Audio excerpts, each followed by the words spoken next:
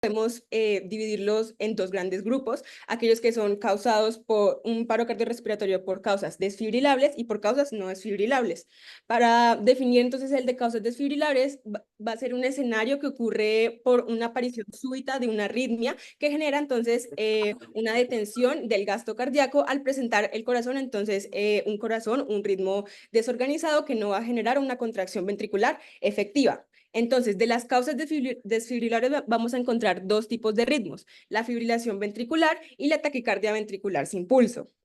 En este escenario tenemos que recordar que es un paciente que pierde súbitamente ese gasto cardíaco, por lo cual va a entrar en ese paro cardiorrespiratorio. Y entonces vamos a tener un modelo de tres fases. Primero, o sea, inmediatamente ese paciente entre en paro cardiorrespiratorio, vamos a entrar a esas tres fases. Entonces, primero entra la fase eléctrica, que es de 0 a 4 minutos, que es el momento en que entonces el paciente entra al paro, este se encuentra relativamente en normoxemia y su maquinaria celular está funcionando relativamente bien. Sin embargo, hay un desorden en esta contractilidad que no va a generar un gasto cardíaco. Entonces va a haber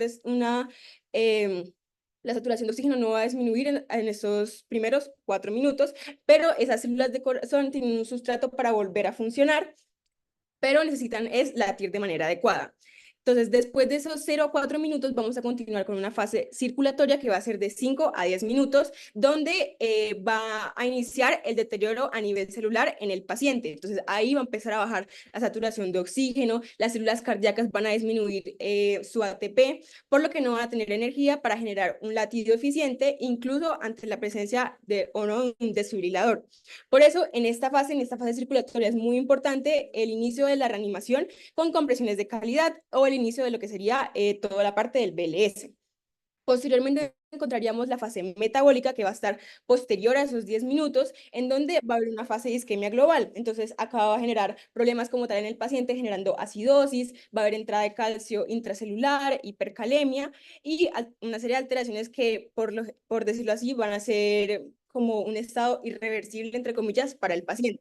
Entonces, dale la siguiente, que es una imagen un poco que explica como en secuencia la causa del paro, el paro cardiorrespiratorio por causas cardíacas, en donde pues vamos a encontrar tanto taquicardia ventricular sin pulso como fibrilación ventricular. En esta imagen específicamente hablan de la fase metabólica, es decir, la fase de no retorno, en donde pues entonces va a haber un aumento de las demandas de oxígeno por el corazón, disminución del el flujo arterias coronarias, depresión del ATP y también un cambio isquémico a nivel cerebral. Dale a la siguiente.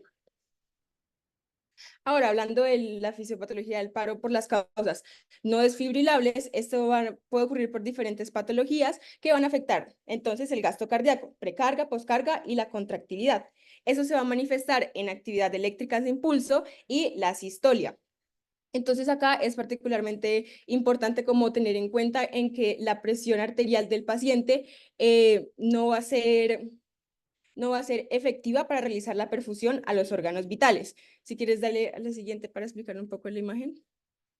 Entonces, bueno, si se alcanza a ver bien, la idea en esta causa no desfibrilable, que también se conoce como una causa de asfixia en el paro, este va a ocurrir por... Regrésala. Ya, se va a ocurrir entonces por un aumento en la hipoxia, en la hipercapnia, entonces van a ir progresivamente junto con el deterioro de la función pulmonar.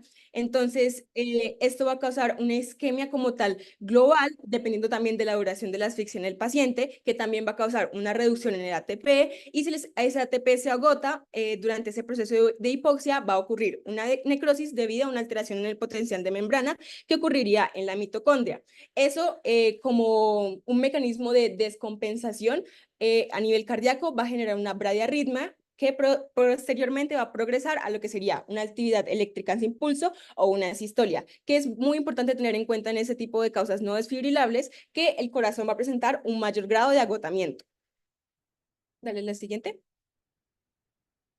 Bueno, entonces, como ya Majo nos dijo, tenemos unas causas que son desfibrilables y otras causas que no son desfibrilables. Pero, ¿qué nos va a llevar esas causas o a que tengamos esos ritmos? Tenemos las causas reversibles de paro. Para eso tenemos la mnemotecnia de las 5 Hs y las 5 Ts. Vamos a abordar cada una de ellas y explicar por qué cada una de estas nos puede llevar al paro. Entonces empezamos con la hipovolemia. La hipovolemia, como sabemos, es la situación de disminución de volumen sanguíneo circulante que puede ser debido a hemorragias, quemaduras, deshidratación. Esto va a generar que haya un suministro insuficiente de oxígeno y de nutrientes de acuerdo a la demanda metabólica tisular.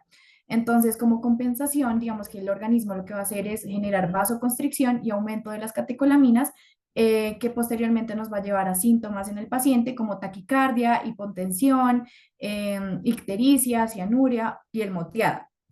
¿Qué pasa? Que si esta condición de insuficiencia de oxígeno sigue aumentando y se prolonga en el tiempo, vamos a llegar a un choque hipovolémico. Acá los síntomas del paciente van a ser mucho más severos, entonces va a haber una hipotensión severa, la taquicardia va a estar por las nubes, va a haber oliguria, y es algo que tenemos que tratar súper rápido.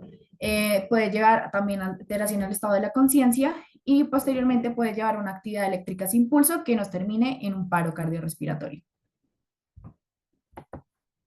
Dale. Como siguiente H tenemos la hipoxia, que fisiológicamente pueden haber 5 mecanismos que la pueden condicionar. Inicialmente una disminución en la presión inspiratoria de oxígeno, que esa puede presentarse en hipoxemia de grandes alturas o cuando la FiO2 es menor al 21%. Por el lado de la hipoventilación, esta es puede ocurrir por depresión respiratoria del tronco encefálico, una neuropatía periférica o una debilidad muscular. También puede ocurrir por trastornos de la difusión, que esto va a ser entonces la alteración en la membrana alveolo-capilar. Desequilibrio también en la relación ventilación-perfusión con un aumento en el espacio muerto, en el caso, por ejemplo, de enfisema. Y finalmente, el aumento en los shunts pulmonares, esto puede darse en casos de neumonía o edema agudo del pulmón cuando hay una ocupación alveolar por secreciones o agua como tal. Este tipo de causa de paro puede llevar a lo que sería actividad eléctrica sin pulso o fibrilación ventricular en menor grado. Siguiente. Bueno, entonces luego seguimos con hidrogeniones. Digamos que es muy difícil de diagnosticar si fue antes o después del paro, es decir, si fue la causa del paro o si es una complicación del paro. Para esto, lo que vamos a hacer es medir los gases arteriales en el hospital, y por medio del anion gap vamos a ver si lo que está pasando es que el bicarbonato está disminuido o si los hidrogeniones están aumentando y eso nos está generando una disminución del pH. A grandes rasgos, ¿qué es lo que pasa con la acidosis metabólica? Va a generar una disminución del flujo de sangre como compensación, va a haber aumento del metabolismo anaeróbico y aumento de disponibilidad de protones, que nos va a llevar a un empeoramiento de la acidosis metabólica. Otra cosa muy importante, la acidosis metabólica como causa va a generar alteración en ciertos electrolitos, como vendrían siendo el potasio, el calcio y el sodio principalmente. Lo que va a pasar es que el potasio, como sabemos, en la acidosis metabólica tiende a acumularse en el líquido extracelular y va a generar una hiperpotasemia. Esto va a afectar el potencial de membrana de las células miocárdicas, reduciendo su umbral de excitación y facilitando la aparición de arritmias, más comúnmente la fibrilación ventricular. Entonces, en un anion gap normal, es decir, cuando hay disminución del bicarbonato, podemos tener pérdidas digestivas o pérdidas renales. Dentro de las más comunes tenemos pues en pérdidas digestivas la diarrea, las fístulas pancreáticas y biliares, el drenaje biliar o fístula intersticial. Y las pérdidas renales que tendrían la acidosis tubular renal.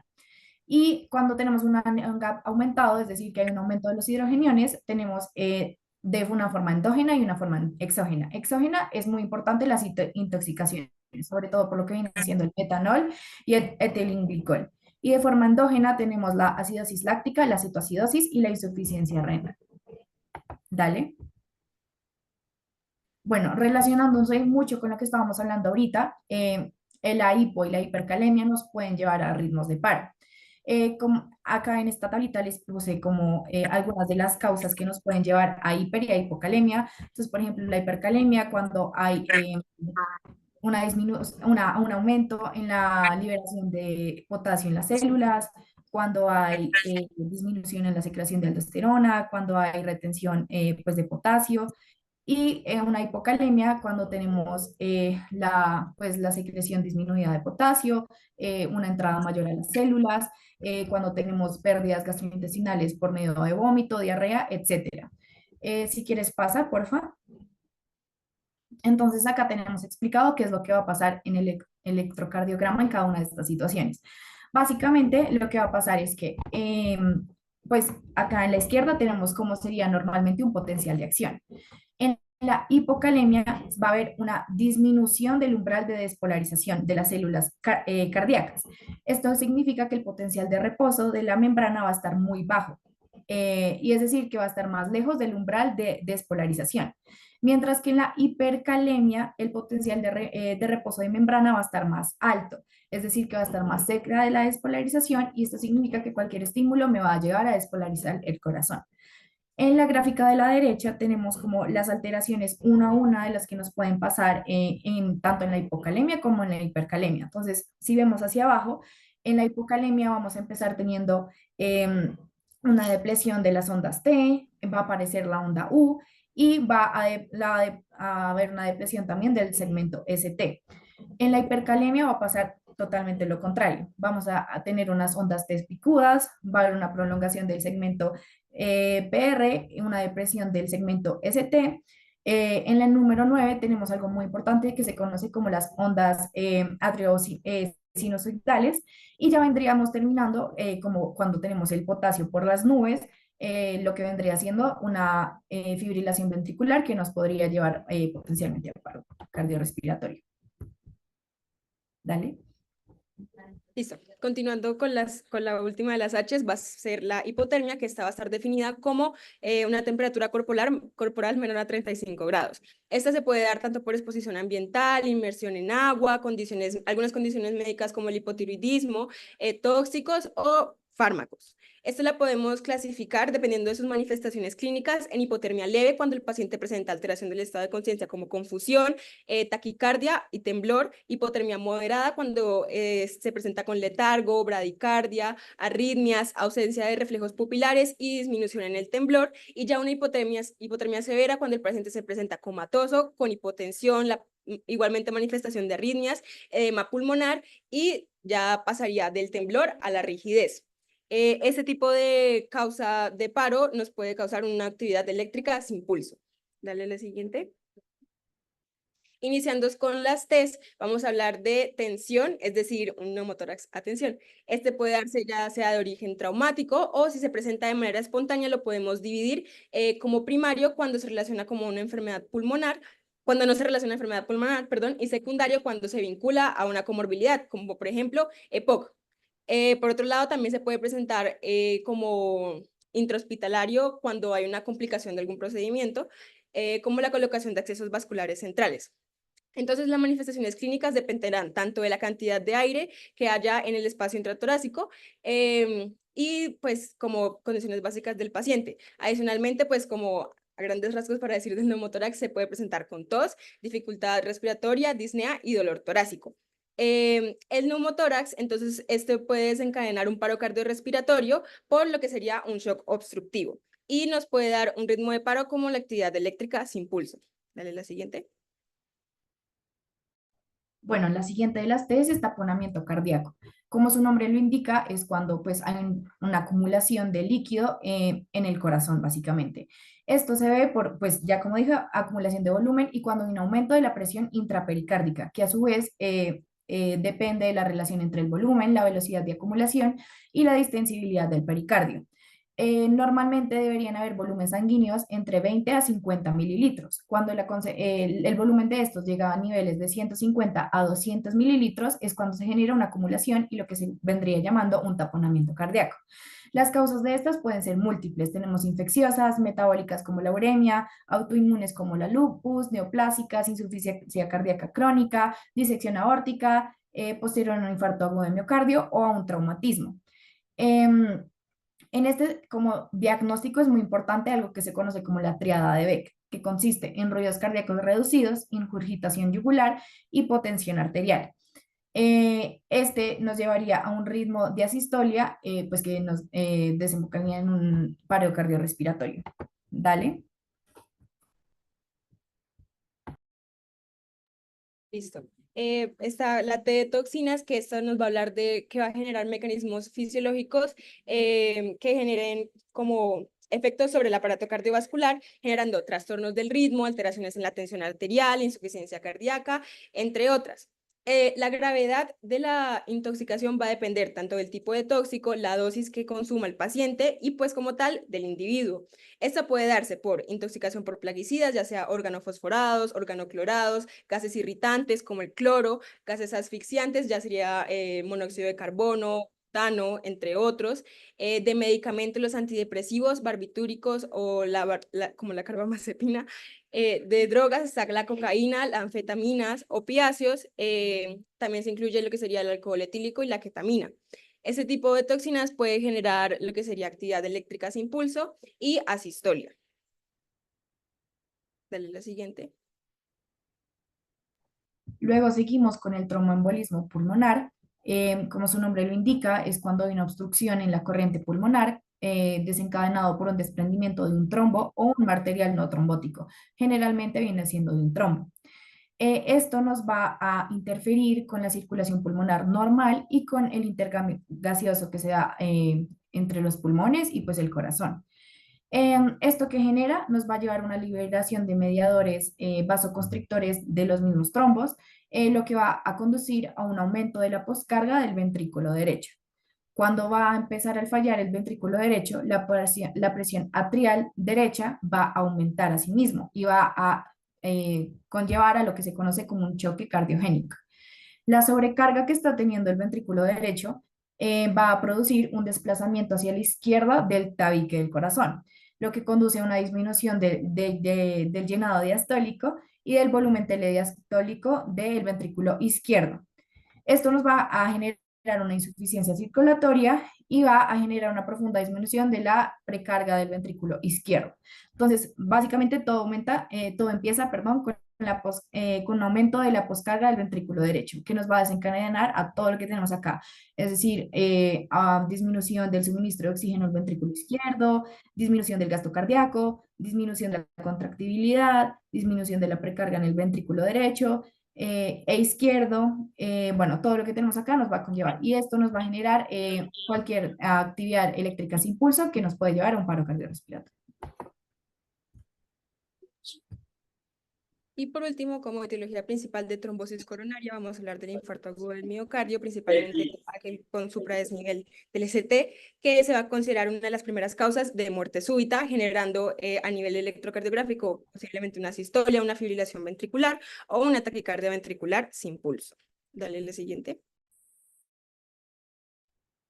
Listo, entonces hablemos un poco de la fisiología de la reanimación. Esto lo vamos a dividir en tres fases. Inicialmente la fase de compresión, que se va a basar en tres teorías principales. Primero, la bomba cardíaca, que es una teoría que se basa en que la sangre fluye durante las compresiones directas del corazón entre la columna y el esternón, porque va a elevar la presión de los ventrículos, causando el cierre de la válvula mitral y la tricuspidia, produciendo flujo tanto a la aorta como arterias pulmonares. La segunda teoría, que es la que ven en la diapositiva, que es una estrellita, es como la más acertada o la que más usamos como tal en la reanimación cardiopulmonar, que va a ser la bomba torácica. Esta teoría postula que las compresiones producen un aumento en la presión de toda la cavidad torácica, lo que va a generar un gradiente de presiones entre arterias dentro y fuera del tórax, es decir, un gradiente de presiones intra y extratorácica.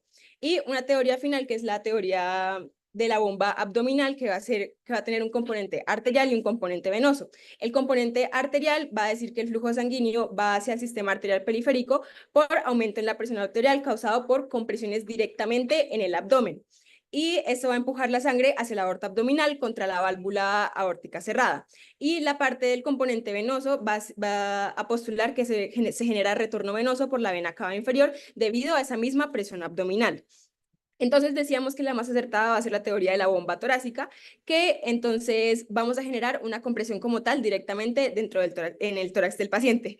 Entonces con eso va a aumentar el gradiente, va a generarse un gradiente de presión intratorácica y un aumento de flujo a lo que sería la raíz aórtica, las arterias coronarias, el cerebro y el resto de órganos. Ese flujo se va a lograr tanto por el aparato valvular del corazón como por el gradiente de presiones. Para esto debemos hacer una compresión torácica efectiva y esto significa que debe tener una profundidad adecuada. Si es muy superficial, no va a lograr una presión suficiente, por lo cual el gasto cardíaco como que no va a generar una perfusión como tal a órganos, a los órganos que queremos perfundir, por ejemplo, cerebro, y si es muy profunda, se asocia a mayor trauma en la reanimación. Entonces, a idea general es que la compresión ideal debe ser en profundidad ideal de 4 a 5 centímetros. Entonces, dale a la siguiente.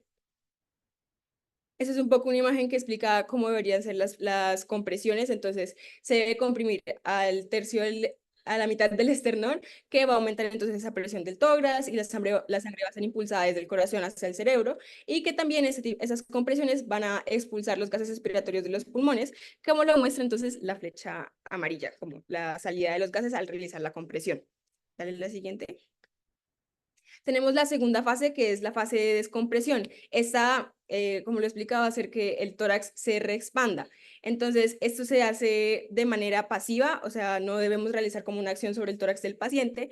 Entonces, esto va a ser muy limitado a la calidad de la compresión que nosotros realizamos. Entonces, durante esta fase de descompresión va a ocurrir el llenado ventricular, por lo que la presión intratorácica va a ser negativa. Entonces, va a ser un gradiente de presión hacia el corazón.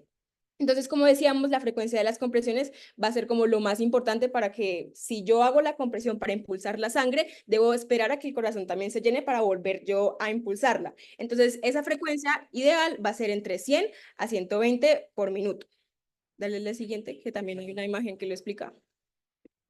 Entonces, con ese RCP convencional, la pared torácica va a retroceder pasivamente y con cada retroceso del pecho, la idea es que entre aire a los pulmones y de igual forma atraiga sangre al corazón. Y entonces eso va a ocurrir principalmente por la presión negativa que ocurre dentro del tórax. Dale la siguiente. Y como última fase tenemos la fase de ventilación con presión positiva, que durante la reanimación la idea es que se hagan las ventilaciones con este tipo de presión positiva. Entonces, es lo que va a permitirnos es oxigenar y disminuir la resistencia del territorio vascular pulmonar para que mejore el flujo. Y vamos a tener tres grandes determinantes: la presión, el volumen y la frecuencia. La presión y el volumen van a ir ligados porque cuando se hace una ventilación con presión positiva, va a ocurrir la oxigenación y adicionalmente, por un efecto como de estrujamiento o en inglés squeeze, la vasculatura pulmonar va a ayudar a mejorar la precarga del ventrículo izquierdo. Si yo genero una presión positiva muy baja, va a generar un volumen insuficiente y por lo tanto una oxigenación ineficaz. Lo ideal de volumen que se debe como dar al paciente en esta presión positiva va a ser 600 cc en un adulto. Y por el lado de la frecuencia, entonces esa frecuencia correcta va a ayudar a que las ventilaciones tanto oxigenen como hagan una acción de barrido del dióxido de carbono de manera efectiva. Entonces, la idea es que la frecuencia sea entre 6 a 10 por minuto, porque si hay una frecuencia aumentada de ventilaciones, va a ser negativa como para la sobrevida del paciente porque se asocia a lo que sería el atrapamiento óseo y a un aumento de presión intratorácica. Dale lo siguiente. Bueno, entonces ya habíamos mencionado un poco sobre esto, pero básicamente tenemos otro modelo que se conoce como el modelo de las tres fases, en el que nos indica que hay una fase eléctrica, circulatoria y metabólica que nos va a definir como el éxito y la posibilidad de que el paciente sobreviva a un paro cardiorrespiratorio. Entonces, la fase eléctrica es desde que el paciente entra en paro a los posteriores 4 minutos. Entonces, acá lo que va a pasar es que el paciente se va a mantener en una normoxemia y su maquinaria celular va a estar funcionando como de manera óptima. La única razón por la que no late es porque hay un desorden de contractibilidad que no va a generar que haya un gasto cardíaco eficiente.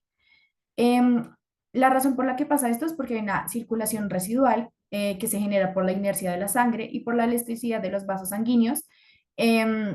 Y es por eso que la saturación de oxígeno no va a disminuir hasta los primeros 4 minutos. Básicamente, el corazón va a tener todo el sustrato para volver a funcionar, pero necesita latir de una manera más ordenada. Y es por eso que vamos a requerir de una desfibrilación, perdón. Luego pasamos a lo que viene siendo la fase circulatoria, que es desde los 4 hasta los 10 minutos siguientes. Acá ya es cuando empieza a haber un deterioro a nivel celular.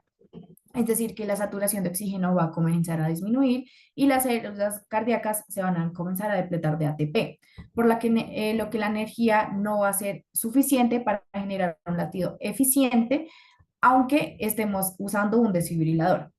Es por eso que en esta fase de la reanimación, digamos que lo que puede salvar al paciente van a ser compresiones de calidad. Em, y en este ya no sería como no deberíamos usar un desfibrilador porque no es lo que el paciente necesita, sino que nos deberíamos enfocar en hacer lo que las recomendaciones de una RCP de calidad, para poder, digamos que sacar al paciente del paro cardiorrespiratorio. Y ya la última fase se conoce como la fase metabólica, que es a partir de los 10 o más minutos desde que empieza el paro cardíaco. En esta fase ya básicamente va a haber isquemia y va a generar complicaciones como acidosis metabólica, hipercalemia, y el paciente pues se va a poner hemodinámicamente. Y estas ya son alteraciones que son muy difíciles de revertir. Entonces, digamos que la posibilidad de sobrevida es muy baja en este estado. Em, entonces, esto se conoce como un síndrome sepsis-like, se va a generar en esta etapa, que básicamente se refiere a vasoplegia, translocación bacteriana y procoagulabilidad, entre otros. En esta etapa ya el paciente se va a beneficiar de la hipotermia terapéutica para poder disminuir las lesiones por reperfusión. Entonces, si quieres, devuélvela una, porfa. Ahí. Ahí. Entonces, en la gráfica podemos ver que a partir de que van pasando los minutos, tanto el ATP miocárdico como el éxito del RCP va disminuyendo exponencialmente.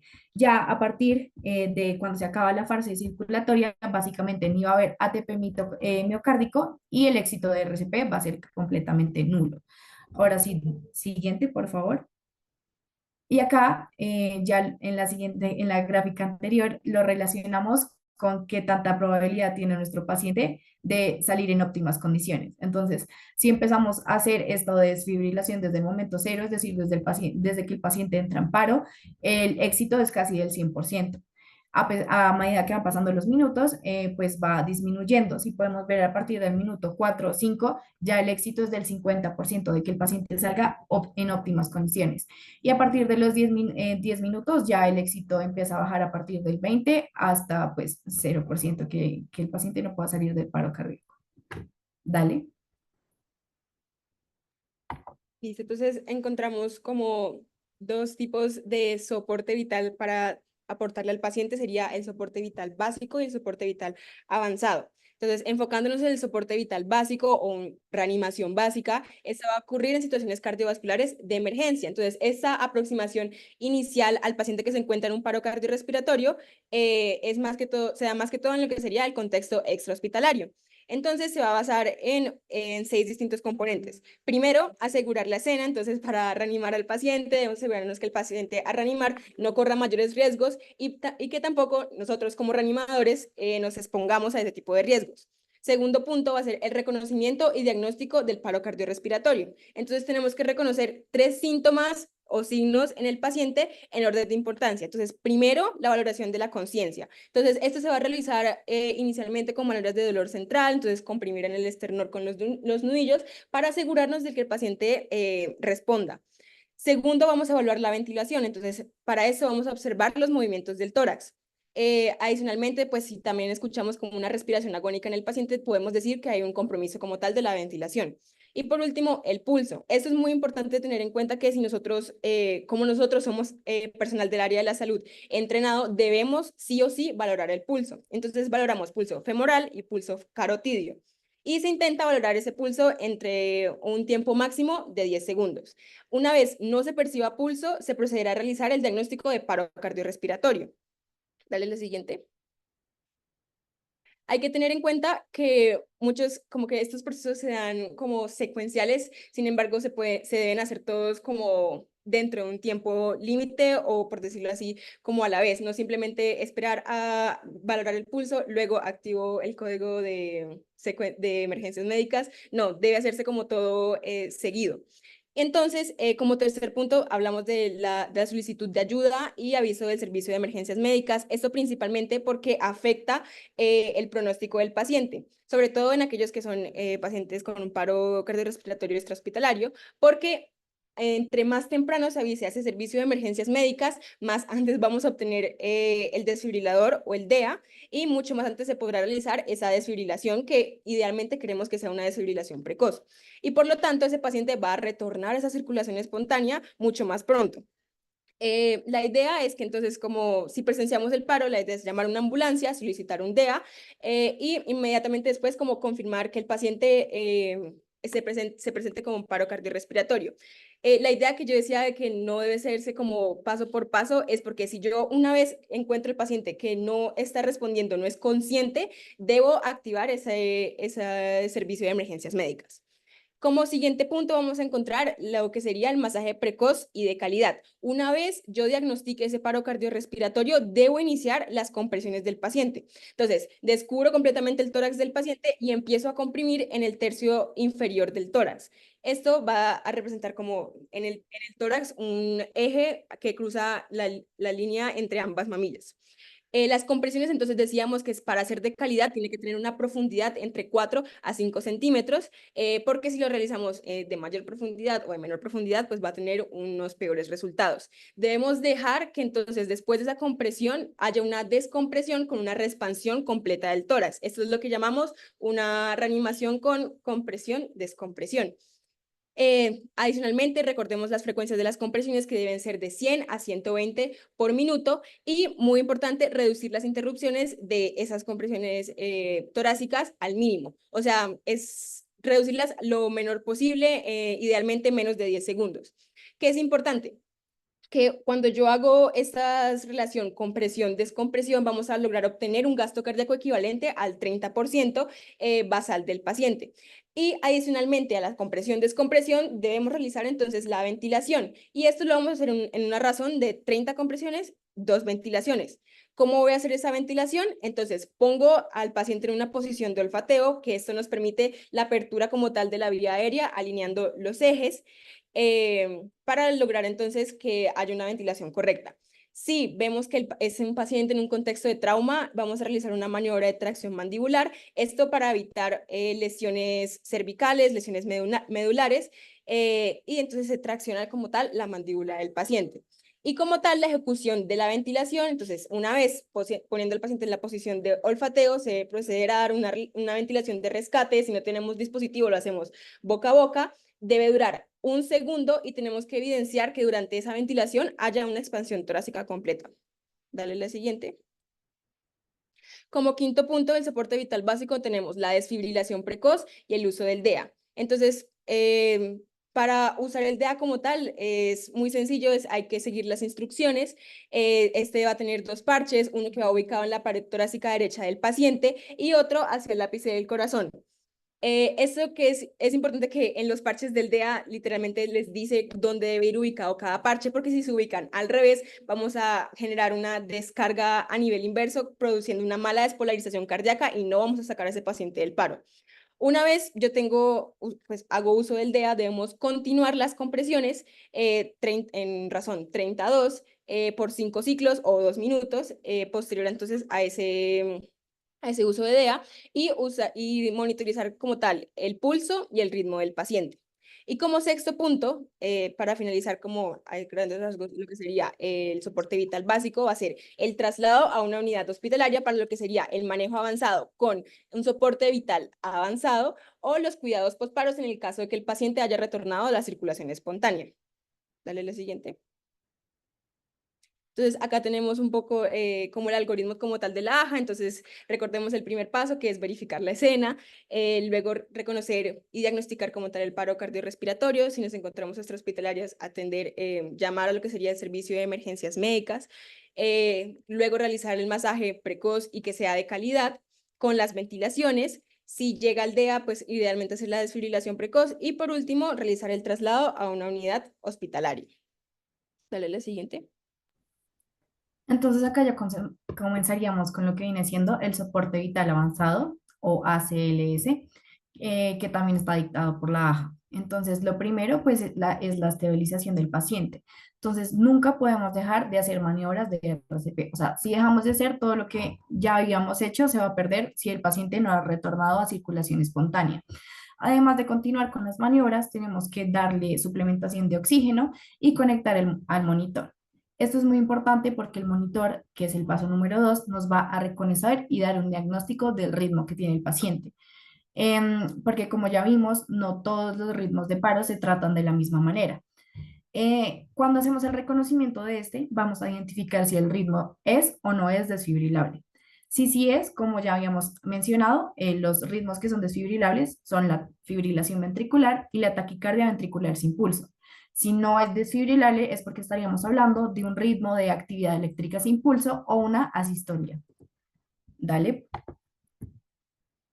Entonces, el paso número 3 es cuando seguimos por el algoritmo de los ritmos que sí son desfibrilables. Entonces, acá tenemos que hacer la primera descarga lo antes posible, en un voltaje de 120 a 200 joules. Y apenas hacemos la desfibrilación, tenemos que retomar las maniobras de RCP por 2 minutos.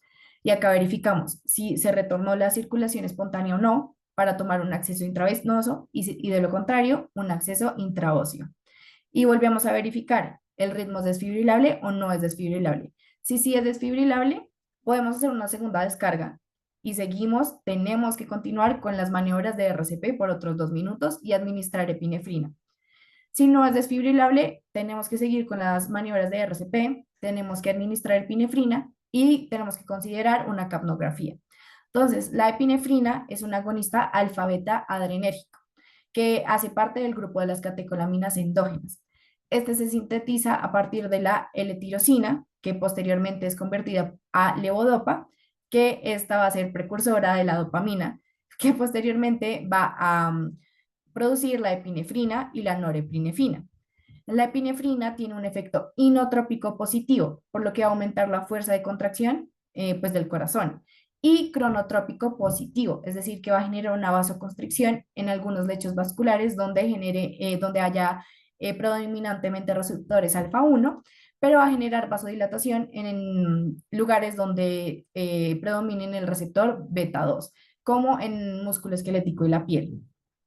Esto va a generar una resistencia, una disminución en la resistencia vascular periférica, va a aumentar la presión arterial, va a aumentar el gasto cardíaco y va a mejorar el flujo sanguíneo coronario. Esto se explica porque la epinefrina tiene como la facultad de estimular la enzima adenilciclasa, que hace que se favorezca la conversión de ATP a AMP cíclico. Esta conversión va a estimular la proteínquinasa dependiente que va a fosforilar, perdón, los canales de calcio y va a hacer que el calcio entre a las células. Cuando esto va a generar que cada vez que se genere un potencial de acción, como hay más concentración de calcio, va a haber un mejor agrupamiento de las fibras de miosina y actina y así la contractibilidad pues va a mejorar mucho más. La vía de administración, pues como ya dijimos, depende de cómo esté la circulación del paciente.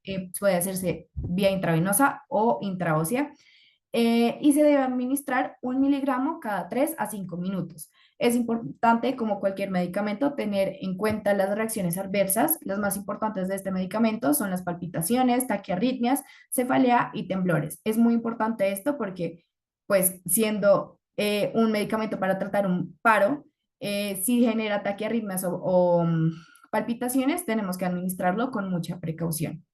Dale. Bueno, como cuarto paso, luego de haber hecho lo que ya habíamos mencionado, vamos a volver a verificar si el ritmo es desfibrilable o no es desfibrilable. Si no es desfibrilable, acá tenemos dos opciones. Y es que vamos a estar pendientes si hay retorno o no de la circulación espontánea. Si no hay signos de circulación espontánea, tenemos que seguir con RCP, administrar epinefrina y acá ya sería, digamos que recomendado usar una capnografía. Pero si sí hay regreso de la circulación espontánea, nos iríamos a los cuidados postparo y acá tendríamos en cuenta si conviene o no continuar con la reanimación. porque como ya habíamos visto, es muy importante el tiempo que ha pasado desde que el paciente entró en paro. Si vamos 20 minutos y el paciente todavía no retorna del paro cardiorrespiratorio, ya empezaríamos a decir como no sé qué tan viable sea que seguir intentándolo porque las consecuencias que pueden tener a nivel de celular por la isquemia, pues van a ser mucho peores. Pero si el ritmo sí es desfibrilable, haríamos una tercera descarga, continuaríamos con el RCP y administraríamos amiodorona o lidocaína. Em, Acá también es muy importante ya empezar a tratar causas reversibles, porque si nosotros estamos tratando de sacar a nuestro paciente que está en un paro cardiorrespiratorio que fue desencadenando por un tromboembolismo pulmonar y no quitamos ese trombo o no tratamos la hipotermia o no tratamos la acidosis metabólica, pues nuestro paciente va a seguir en paro. Entonces es muy importante tratar las causas de reversibles de ese paro y ya seguir con el algoritmo de la AJA. Entonces, la amiodorona y la lidocaína son dos antiarrítmicos. Em, Acá el más importante es la midaurona. ¿Por qué? Porque es el antiarrítmico que le sirve a cualquier arritmia, porque hace parte de todas las clases de antiarrítmicos, que son cuatro, pero digamos que principalmente actúa como clase 3. De acuerdo a las dosis, la midaurona se administra en una primera dosis 3 miligramos y una segunda dosis de 150 miligramos, mientras que la lidocaína se administra en una primera dosis de 1 a 1,5 miligramos por kilo y una segunda dosis de 0,5 a 0,75 miligramos por kilo. Dale, por favor. Entonces, la meadorana, como dijimos, es como los cuatro, es 4 en 1, o sea, sirve para cualquier arritmia y funciona como los 4 tipos de antiarrítmicos. Como clase 1, ¿qué es lo que va a hacer? Va a bloquear los canales de sodio y esto nos va a generar una disminución en la frecuencia de la despolarización de las células del nodo sinusal. Como clase 2, funciona como un beta bloqueador. Esto nos va a disminuir la fuerza de contracción cardíaca y posteriormente una disminución de la velocidad de conducción, lo que va a hacer que se haga un mejor consumo de oxígeno en el miocardio. En el clase 3 va a bloquear canales de potasio. Esto nos va a generar un aumento del periodo refractario efectivo, lo que va a permitir cortar arritmias que operan por el mecanismo de reentrada. Y como clase 4 actúa como un antagonista de canales de calcio, y este va a tener un efecto en el nodo atrioventricular para poder tener una modelación sobre los potenciales de acción en las células de marcapaso. Dale. Acá seguimos por el algoritmo desde el primer paso, o sea, desde la primera vez que lo hicimos, si desde un principio no era desfibrilable, bueno, ese es el paso número 3. Acá lo que haríamos sería administrar epinefrina lo antes posible, retomar las maniobras de RCP por 2 minutos y lo mismo, comprobamos qué tipo de acceso podemos ponerle a nuestro paciente y tenemos que volver a verificar luego de la administración de la epinefrina y de las maniobras si el ritmo se vuelve o no desfibrilable. Si no es desfibrilable todavía, nada, seguimos con las maniobras de RCP y lo mismo, tenemos que tratar las causas reversibles. Si teníamos un ritmo que no era desfibrilable y luego de la epinefrina y la RCP se vuelve un ritmo desfibrilable, pues hacemos la primera descarga, continuamos con RCP y le administramos epinefrina nuevamente. Luego, por última vez, tenemos que volver a verificar si es desfibrilable. Si no, acá volvemos a lo que habíamos dicho anteriormente, si tenemos que verificar si el paciente tiene o no signos de circulación espontánea, RCP, epinefrina, y si no, cuidados postparo y verificar si es conveniente o no continuar con maniobras de reanimación. Si sí es desfibrilable, hacemos una segunda descarga y continuamos con la RCP, perdón. Dale. Acá tenemos el algoritmo que nos da la AJA, ¿vale? Listo. Y para dar una abrebocas a lo que sería la última charla de nuestro módulo de reanimación, tenemos los cuidados post-reanimación. Entonces, una vez hayamos realizado una RCP de buena calidad y el paciente haya retornado a lo que sería la circulación espontánea, va a ser como un siguiente paso a la recuperación completa del paciente para el paro cardíaco. Tener en cuenta también lo que sería el síndrome postparo, que está relacionado como un proceso fisiopatológico después de la isquemia que presentó el paciente durante ese paro cardiorrespiratorio, y las posteriores lesiones reperfusión que después se pueden aparecer después de una reanimación exitosa. Entonces, va a haber unos factores importantes que van a afectar lo que sería el pronóstico. del paciente, que va a ser la duración de ese paro cardiorrespiratorio que no haya sido tratada, es decir, sin reanimación, la duración y la calidad de las compresiones, o si se usaron vasopresores, o y la posible enfermedad subyacente que haya causado ese paro cardiorrespiratorio. ¿Qué vamos a decir de estos cuidados? A grandes rasgos va a haber unos pilares: la oxigenación, ventilación, un soporte cardiovascular, temperatura, mantener una euglicemia y una neuromonitorización. Entonces, esto lo podemos dividir en dos fases: una fase de estabilización inicial, que va a ser la parte de vía aérea, parámetros respiratorios, parámetros hemodinámicos, y la fase como de actividades continuas. Entonces, esto van a ser una intervención cardíaca inmediata, tomar un electrocardiograma. En el caso de que haya pacientes comatosos que hayan retornado a la circulación espontánea, va a ser un manejo de la temperatura, con monitorización continua de temperatura, mantener normoxemia, normocapnia, euglucemia y monitorización con electroencefalograma. Dale al siguiente. Bueno, entonces, digamos que tenemos ciertas complicaciones en las maniobras de reanimación, muchas veces porque no son de la calidad que se necesita, pero hay complicaciones que pasan con mucha frecuencia, como las fracturas costales y esternales, y eso no nos debe como dejar de hacerle RCP a nuestro paciente. O sea, en las guías dice, así se le rompan las costillas, el esternón, tú como reanimador tienes que seguir y tienes que seguir con la reanimación para no perder el gasto cardíaco que necesita pues el resto del organismo. Otras complicaciones que tenemos son la separación costocondral, la aspiración de contenido gástrico, el neumotórax secundario a fractura, distensión gástrica, hemotórax y rotura tardía de vaso. Dale. Bueno, esto no es como tal una complicación de las maniobras, sino es secuelas que pueden quedar luego de que un paciente haya entrado en un paro cardiorrespiratorio. Como habíamos dicho, a medida que va pasando el tiempo, las células empiezan a entrar en un estado de isquemia. Esto es muy importante porque pues uno de los órganos que más sufre pues va a ser el cerebro. ¿Por qué? Porque el metabolismo neuronal es altamente dependiente del aporte de glucosa y de oxígeno por parte de la circulación sanguínea. Entonces, la integridad celular de las neuronas va a depender de la bomba sodio-potasio ATPasa y del ATP que resulta del metabolismo aeróbico de la glucosa en las mitocondrias. Si se paraliza la bomba sodio-potasio ATPasa por gradiente de concentración, el sodio va a ingresar a las células, es decir, a las neuronas en este caso, y con él va a ingresar agua. Esto nos va a generar un edema celular citotóxico y nos va a generar algo que se conoce como la encefalopatía anoxoisquémica, que se define como un síndrome causado por un desequilibrio entre el suministro de oxígeno y la disminución de un flujo sanguíneo cerebral.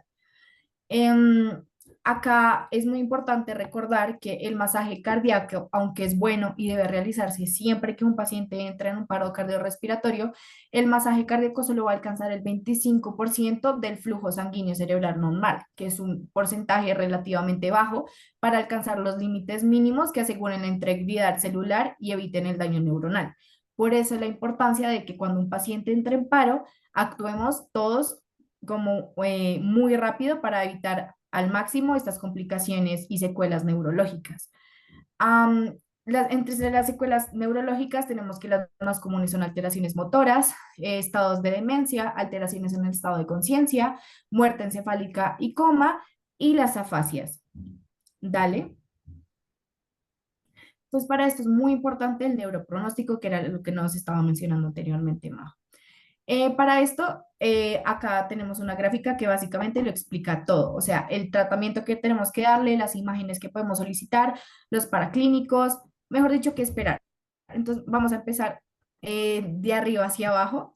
Entonces, bueno, en el eje X tenemos el tiempo que ha pasado luego de que la persona entró en paro. Entonces, tenemos 24 horas, 48 horas y 72 horas. ¿Cómo manejamos un paro en cuanto al neuropronóstico en las primeras 24 horas? Por medio de la hipotermia. Eso ya lo habíamos dicho. Digamos que es cómo se debe tratar a un paciente cuando entra en una fase metabólica de esas que habíamos hablado. Ya pasadas las 24 horas, tenemos que entrar a un recalentamiento de nuestro paciente. Y algo muy importante a tener en cuenta luego de las 48 horas es que tenemos que quitar cualquier medicamento que pueda generar sedación, porque claro, nosotros pues lo que queremos es que nuestro paciente no tenga secuelas neurológicas, no entre en coma, no tenga ninguna afasia, pues sería contraproducente que nosotros le pusiéramos un medicamento que, o una analgesia, o un sedante, perdón, pues que vaya a generar a nuestro paciente alguna alteración del estado de la conciencia. En las primeras 24 horas se recomienda generar una tomografía y a partir de las 24 horas ya se nos recomienda una resonancia magnética. Asimismo, nos recomiendan utilizar a partir de las 24 horas la electrofisiología y evaluar los potenciales evocados. En la clínica, que es muy importante, evaluar reflejos, mirar Glasgow para ver qué tanto nuestro paciente está o no teniendo alteraciones a nivel cerebral. Y tenemos un marcador que es muy importante, que se puede como analizar a partir de las 24 a las 72 horas, em, que básicamente nos va a decir que si está presente, el neuropronóstico de nuestro paciente puede ser un poco más desfavorable. Entonces, esto es muy importante para decirnos que tenemos que actuar muy rápido porque las complicaciones neuronales pueden ser muchas a medida que va pasando el tiempo y que a medida que va pasando tenemos que actuar de manera distinta para tratar que la perfusión de las células y la isquemia que estos tienen por efectos citotóxicos y de edema pues sean cada vez menores.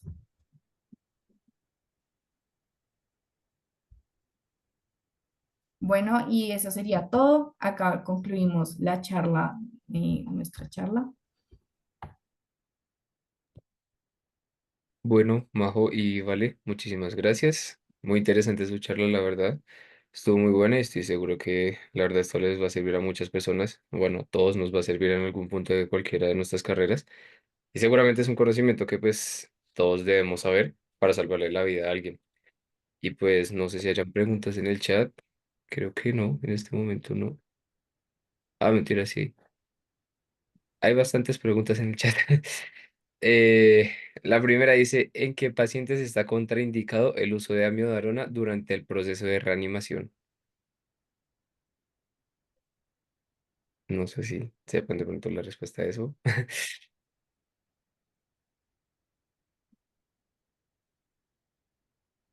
O si de pronto alguien más la sepa. Bueno, creo que en este momento pues se te mandaría la respuesta por privado. Eh, la siguiente dice, mentira, espérate. Ah, no, ya no. No, que la segunda está repetida, entonces creo que solo era la única pregunta. ¿Alguien más tiene otra pregunta de pronto que hacer? Creo que no. Entonces, pues con esto daríamos finalizada la charla. Muchas gracias a todos por conectarse. Que tengan una buena noche y pues, no, muchas gracias por todo y ya, que estén bien. Gracias. Gracias. Gracias.